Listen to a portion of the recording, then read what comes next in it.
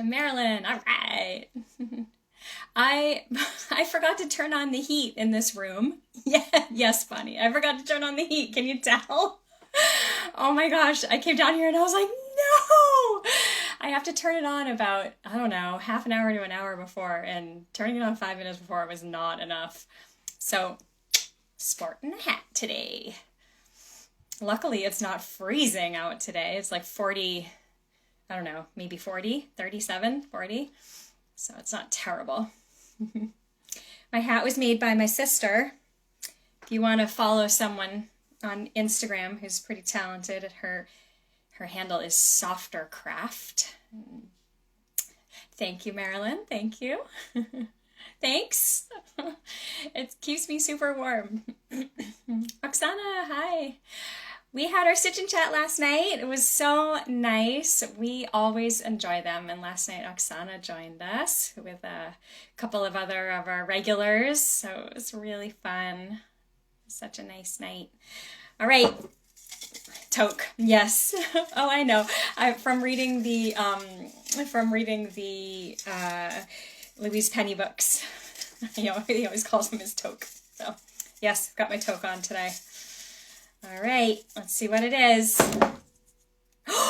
You guys, it's Colonial Knots and French Knots. I had the weirdest feeling that this is going to be the one I pulled today. I'm just like I'm like half super surprised and half not surprised at all. Oh, toque. That's right. He does say toque. Yeah. Toque. You like my toque? Okay, let's do it. Hold on, let me do a little switcheroo. Okay. All right. So, the French knots and colonial knots. Let's see what we did with them. I think Bonnie and I were pretty similar in what we did. So here's what Bonnie did. She just filled in the areas, and it also looks like she experimented with different sizes. And then here she did them close together in a line. Over here she spread them out a little bit. And then I did something similar. I followed the grid on mine though, exactly. So there we go. Ours were in the same spot again on our boards. Okay, let's see. Hey, Nicoletta from Italy. Hi, Diane. Okay, let's see. Oh, look at that. They're here again. Another border square. Yay. Congratulations, Karen. Hopefully you're on your way to winning. We sent Andy's first prize out to her today, so she'll be getting that soon, which is super exciting.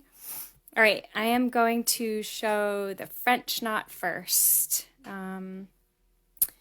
Let me just look on here. What am I going to be working with? Purple and green again, my faves. I'm going to demonstrate with yellow again. Okay. Hi, Eileen. Welcome. All right. So French knots, people either love them or hate them. So you're going to come up from the back. With the French knot, it can help to work. If you're having trouble with them, one thing that might help is to work on the table if you're in a hoop. If you are using a handheld hoop. I'll try to do it up here so it's a little closer. Okay. All right. So with the French knot, I'm going to do it down here because this is how I do it. With your non-dominant hand, you're going to hold the working thread. And then with your dominant hand, you're going to go over and under that working thread. Now you can change however many times you want to go around it. It just depends on the size of your knot. If you go more than 3 wraps, it might get kind of topply. So, just play around with it and see what you like the best. It also depends on what look you're going for in your piece. So you hold this. And I think that holding this taut is kind of the key to success. So you're going to take your knot. Since I'm using all 6 strands and my Boheen 22 needle, I'm going to go just around once. One thing I didn't mention, we really like to use a milliner's needle for doing French knots. And the reason we like to use a milliner's needle is because the eye is the same thickness as the needle. I don't have a milliner's needle with me here today. But if I did, I would use that. So I'm just going to do it with this and it'll be fine. But if you are struggling with with the French knots, try a milliner's needle. You might have some more luck with that. So, okay. So I'm going to come around and now I'm going to go back in. Do not go back in the hole you came out of. You'll end up just with you'll just lose it. It won't turn into a knot. Hold the working thread taut with your non-dominant hand, go in, and now keep holding that. Don't let go. Keep it nice and taut, and keep pulling, and then you can let go. And then you get your little French knot there. Little Frenchy. Okay, I'll show it one more time. All right, so I don't think I can do this. I'm sorry, I have to do it down here. Okay, so I'm gonna hold this with my non-dominant hand, go around, I'll go twice this time. Once, twice, back in, right next to where I came out. I'm still holding this taut. It's like, it's pretty taut. And then pulling this through, still holding it, then let go. Okay? Now the colonial knot is a nice option for people who really despise the French knot.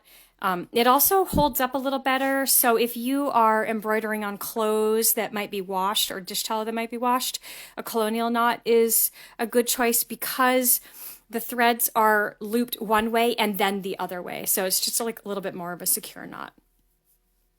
Okay, so for the colonial knot, there's two ways you can start it off. One, you can start it off just by making this little C shape. Now, if you're left-handed, you're gonna do the opposite of what I'm doing. So you just make a little backward C if you're right-handed. You're gonna make a C if you're left-handed. I mean, I'm assuming that's what you do. I've never tried it because I can't do anything with my left hand. But if you're a lefty, give it a shot and tell me if it works. If not, then do it this way. Okay, so you're gonna make this backward C. And you want your thread to be coming down from where it came out. So like you don't want it up like this. You don't want your C that way. You want your C this way. Okay? And now you're going to lay your needle on top of that and then tilt it up. So now it is going under that thread that's coming out of the fabric. And then you can set it down again. And then you're going to hold this right here so it doesn't slide off. And then you're going to wrap this over once. And what that does is it makes a little figure eight. I don't know if you can see that, but it makes a little figure eight. And that's how you know you've done it right. And then you're going to pull that tight. Again, hold that working thread taut. Go back in next to where you came out, but not where you came out. And then pull it through. Okay? There we go. They look pretty similar. Okay, so the other way you can do it, if you don't want to make the fiddly backward C, is you hold the thread down like this, then take your needle and just push it under like that. And it kind of, see, it makes you make a backward C. Okay, so you push it to the left. Now, if you are a lefty, then you would push it that way. Okay, so push it under like that, and then you do the same thing. Over, under, hold it, put it back in, hold that working thread taut. The answer to all of these is holding it taut, which I kind of didn't do on that one, so it's kind of weird. Okay, all right, that's the demo on that.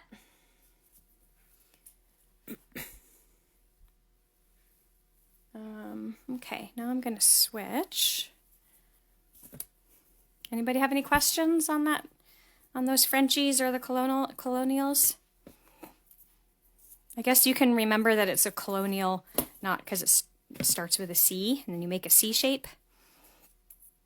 I like to do the thing where I hold the thread straight down. I find that a little easier. It's a little fiddly trying to make those C's. Okay. All right. Oh, you guys, today has been super busy for me. I've just been bopping around and meetings and getting a whole bunch of stuff done. It's so nice to just sit here and stitch, do nothing. can't decide if I'm going to use 6 or 3. I think because maybe I'll do a mix of both. All right. Just going to do them here first. I don't know, actually. Design choices under pressure.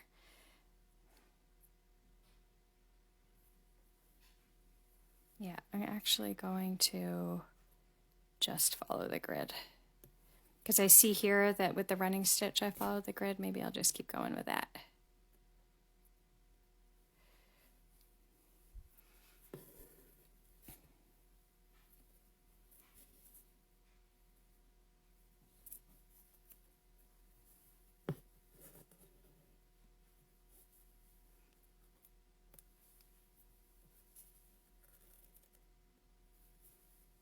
I'm making them halfway between the corners of the grid. Do you guys find the grid useful? Do you like having it there?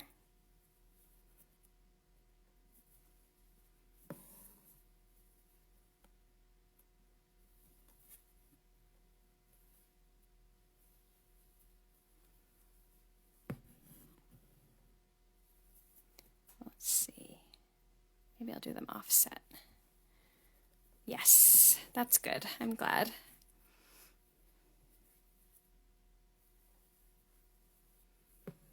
My mind loves the grid. Oh, good. Yay.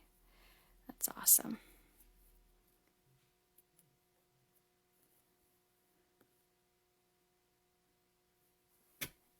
That was Bonnie's idea. She's full of them, full of good ideas. We're planning another class coming up for littles. We're going to do a 3-day workshop for kindergartners through 2nd graders at my son's elementary school, which is where Bonnie's daughter used to go to, and my daughter. And we were just talking today about what we were going to do for the class. So we decided on flour pounding. Have you guys ever done flour pounding? You take flours and you put them on like under fabric, and then you pound with a hammer on top, and then it makes like a really pretty print of the fabric. I mean, of the flour. So we're going to do those. And then we're going to teach them some basic embroidery. And then, my favorite, we're going to get them on the machine. They're going to make little wall hangings. So that'll be really fun. Hopefully it'll be fun. Oh, good. You like the grid too, Marilyn? I'm so glad. That's great.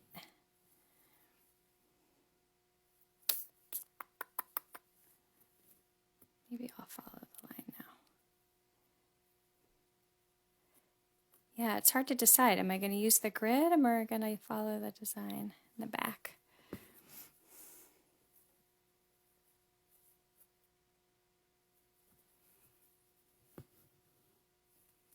I'm working on pansies.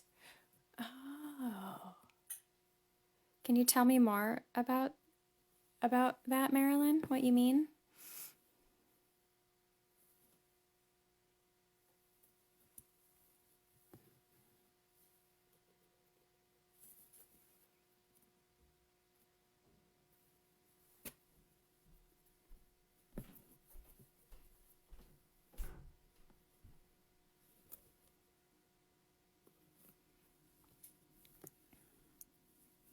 Oh, I see.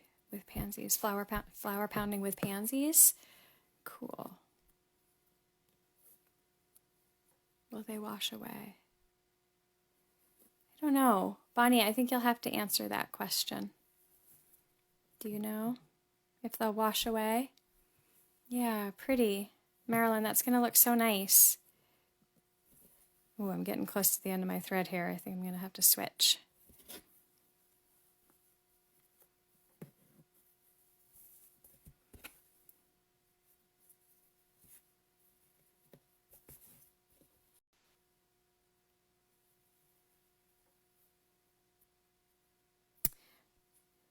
It's not supposed to be permanent, so they'll probably fade. I wonder if you could spray them. You know that stuff you can spray on your painted artwork? I wonder if spraying that on would keep them from fading. Oh, whatever. Especially if washed. Yes, they would fade if washed. Yeah, it's more for the process, right? Less for the finished product, maybe. All right, now I'm going to switch to green. I think I'll do the 6 strands this time. Might have to frame it. You did it on a pillowcase. Oh, yeah. Yep.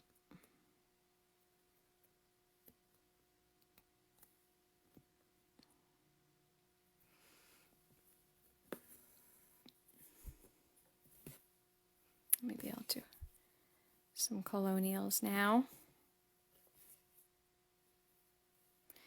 What stitch are you using to outline the pansies, Marilyn?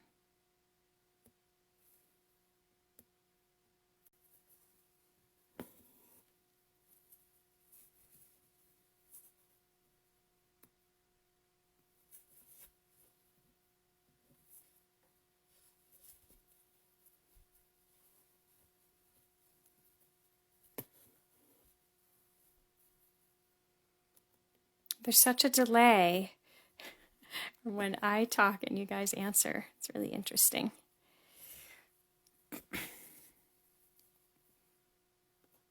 Bonnie says she's read that you can pre-treat the fabric to help with fading. I wonder if it's like when you use a thing on the when you dye fabric. What's that called? A mordant?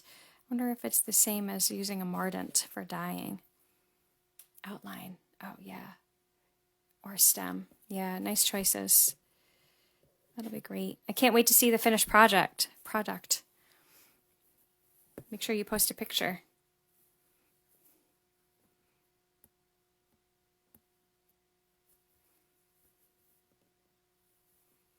The ones I did, Bonnie says, the ones I did with my daughter last summer haven't faded, but they also haven't been washed. Yeah.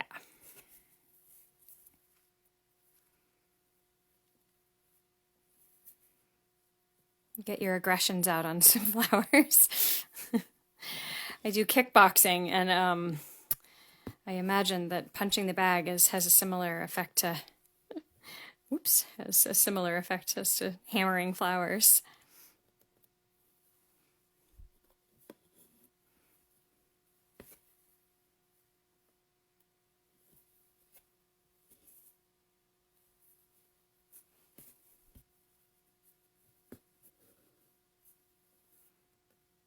All right, almost done here.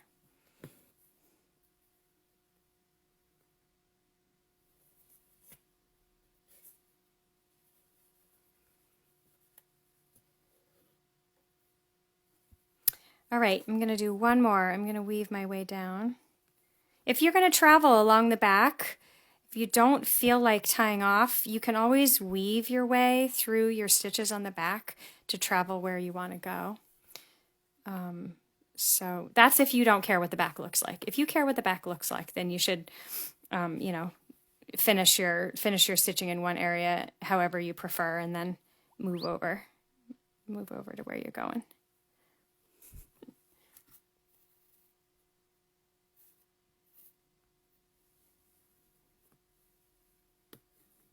Okay. All right. I think that's enough for me today. There we go. So the French knot and the Colonial knot. And then let's see. I think, yep, Bonnie's back on tomorrow. So you'll see her. And that's it. Keep working towards your borders.